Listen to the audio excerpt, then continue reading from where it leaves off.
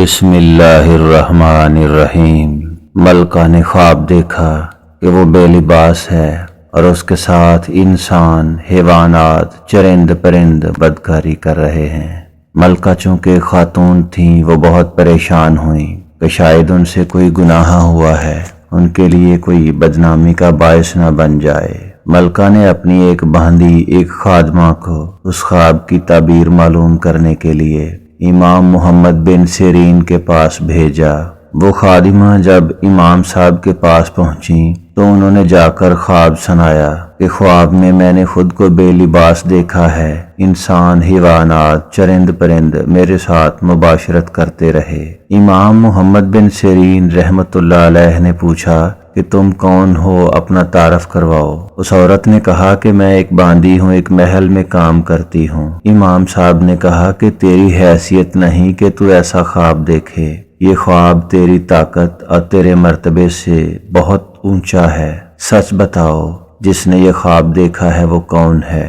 اس باندی نے یقین دلانے کی کافی کوشش کی لیکن امام صاحب نہیں مانے۔ انہوں نے کہا کہ یہ خواب تیری حیثیت سے بلند ہے۔ پھر وہ باندی واپس محل میں آ گئی اور آ کر ملکہ کو سارا احوال سنایا۔ ملکہ سن کر بڑی حیران اور پریشان ہوئی۔ پھر انہوں نے کہا کہ جا کر میرا بتا دینا، لیکن ان سے یہ درخواست کرنا کہ وہ میرا راز رکھیں، کسی کو پتہ نہ چلے، اس طرح میری بے عزتی نہ ہو۔ وہ باندی جب دوبارہ امام محمد بن سیرین کے پاس پہنچی تو انہوں نے جا کر بتایا کہ ہماری ملکہ نے وہ خواب دیکھا ہے۔ پھر امام صاحب نے کہا کہ ہاں وہ یہ خواب دیکھ سکتی ہیں، اور پھر امام صاحب نے اس خواب کی تعبیر بتائی کہ اللہ تمہاری ملکہ سے کوئی ایسا نیکی کا کام لینے والا ہے جس کا فائدہ انسان، حیوانات، چرند پرند سبھی اٹھائیں گے۔ خواب کیسا اور تعبیر کیسی ہوئی، اور پھر ایسا ہی ہوا۔ یہ دوسری صدی ہجری کا زمانہ تھا۔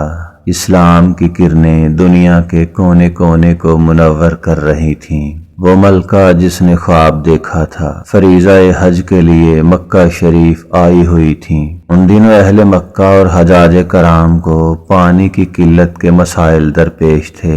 ملکہ نے وہاں دیکھا کہ اہل مکہ اور حجاج کرام پانی کی قلت کی وجہ سے بہت دشواریوں اور پریشانیوں کا سامنا کر رہے ہیں۔ ملکہ کو یہ دیکھ کر بہت دکھ ہوا۔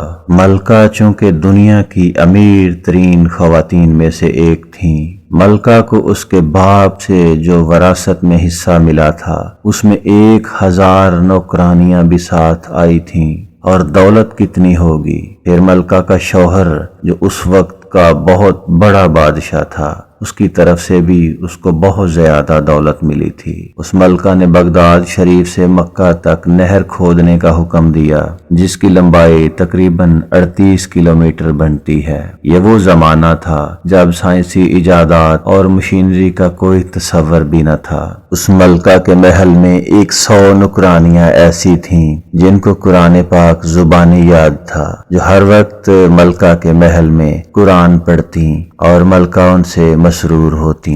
ملکہ چونکہ پہلے ہی اہل مکہ کی بہت زیادہ خدمت کیا کرتی تھی، انہوں نے اہل مکہ کے پانی کے مسائل کا اپنی آنکھوں سے مشاہدہ کیا۔ انہوں نے یہ فیصلہ کیا کہ وہ ایسی ایک نہر بنوا کر مکہ تک پانی کی ترسیل کا انتظام کریں گی۔ انہوں نے انجینئرز کو بلا کر یہ حکم دیا کہ وہ ایک ایسی نہر تیار کریں جو مکہ شریف تک پہنچے، جس سے اہل مکہ اور حجاج کرام کو بآسانی پانی مل سکے۔ مکہ شریف سے وادی حنین سے ہوتے ہوئے بغداد شریف سے نکالی جانے والی نہر کا کام اتنا آسان نہ تھا۔ انجینئرز نے بتایا کہ اس پر بہت زیادہ خرچہ آئے گا، راستے میں پہاڑ بھی ہیں جنہیں کاٹنا آسان نہیں۔ ملکہ نے کہا کہ یہ کام ہر حال میں کیا جانا چاہیے، چاہے ایک کدال مارنے کی اجرت 1 دینار دینی پڑے۔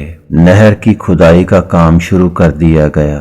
آس پاس کے علاقوں سے پانی کے چشموں کے بارے میں معلوم کیا گیا۔ کئی سال کی محنت کے بعد کئی پہاڑوں کو کاٹ کر کئی مقامات سے یہ نہر زیر زمین گئی، اور بعض مقامات پر زمین کے اوپر زمین چونکہ اونچی نیچی تھی لیکن پانی کا لیول برابر رکھنا تھا تبھی پانی مکہ معظمہ پہنچتا۔ نہر کی کھدائی اور نہر کی تیاری میں وہ مسالہ تیار کیا گیا کہ پانی ریتلی زمین میں جذب نہ ہو۔ بارش کے پانی کو بھی نہر میں داخل کرنے کا انتظام کیا گیا۔ مختلف مقامات پر مسافروں کے پانی پینے کے لیے ایسے انتظامات کیے گئے کہ وہ بآسانی وہاں سے پانی حاصل کرتے۔ پھر اس نہر سے ایک چھوٹی نہر مکہ معظمہ اور ایک نہر میدان عرفات میں موجود مسجد نمرہ تک پہنچائی گئی۔ ملکہ یہ کام صرف اللہ کی رضا کے لیے کر رہی تھی۔ وہ اہل مکہ اور حجاج کرام کو پانی کی قلت اور دشواریوں سے نجات دلانا چاہتی تھی۔ نہر کی تیاری میں کئی سال لگے، کئی پہاڑوں کو کاٹنا پڑا، نشیب و فراز سے گزرنا پڑا۔ کئی ایسے علاقے تھے جہاں زمین کی سطح نیچے تھی۔ نہر کہیں زیر زمین اور کہیں زمین کے اوپر اور کہیں زمین کے اوپر بلند سطح پر رکھ کر بنائی گئی۔ اس منصوبے پر ہزاروں مزدوروں نے برسوں کام کیا۔ انجینئر نے وہ تمام کاغذات جن پر اخراجات درج تھے وہ ملکہ کے حوالے کیے۔ ملکہ اس وقت دریائے دجلہ کے قریب اپنے محل میں موجود تھیں۔ ملکہ نے وہ کاغذ بغیر دیکھے اور بغیر پڑھے دریائے دجلہ میں ڈال دیا۔ ملکہ نے وہ کاغذ کا ٹکڑا دریائے دجلہ کے حوالے کرتے ہوئے کہا کہ میں آج کا حساب کتاب قیامت کے حساب کتاب کے لیے وقف کرتی ہوں۔ اے اللہ، مجھے دنیا میں کوئی حساب نہیں لینا، تو بھی قیامت کے دن مجھ سے کوئی حساب نہ لینا۔ وقت گزرتا گیا، اس ملکہ کا انتقال ہو گیا۔ حضرت سفیان ثوری اور اس وقت کے بڑے بڑے محدثین لکھتے ہیں ملکہ کو کسی نے خواب میں دیکھا اور اس ملکہ سے پوچھا کہ بتا اللہ نے تیرے ساتھ کیا معاملہ کیا ہے۔ ملکہ نے بتایا کہ جب پہلی کدال اس نہر کی کھدائی کے لیے زمین پر لگی تھی تو اسی وقت اللہ نے میری بخشش فرما دی تھی۔ اب یہ جاننا چاہو گے کہ وہ ملکہ کون تھی؟ اس کا نام ملکہ زبیدہ خانم بن جعفر تھا، جو اس وقت کے بڑے طاقتور حکمران خلافت عباسیہ کے مشہور و معروف خلیفہ ہارون الرشید کی پیاری اور محبوبہ بیوی ملکہ زبیدہ خانم تھی۔ ملکہ زبیدہ نے جنت حاصل کر لی۔ تقریباً 1200 سال تک اس نہر کے ذریعے مکہ معظمہ میں پانی پہنچتا رہا۔ پیارے دوستو، ضروری نہیں کہ نیکی کرنے کے لیے ملکہ زبیدہ جیسا مالدار ہونا چاہیے۔ کوئی انسان آج کے دور کا 1 روپیہ بھی اگر خالص نیت سے اللہ کی راہ میں خرچ کرے، اللہ بڑا غفور و رحیم رحم فرمانے والا ہے۔ اللہ اس کو قبول کر لے تو اسی کے عوض بہت زیادہ نواز دیتا ہے، دنیا و آخرت سنور جاتی ہے۔ ہمیں چاہیے کہ ہمارے پاس جتنی سکت ہے صدقے دل سے اللہ کی راہ میں خرچ کریں۔ اللہ کی راہ میں خرچ کرنے سے کبھی مال کم نہیں ہوتا۔ اللہ تعالی ہم سب کو صراط مستقیم پر رکھے۔ اگلی ویڈیو تک کے لیے دیجیے اجازت۔ اللہ حافظ۔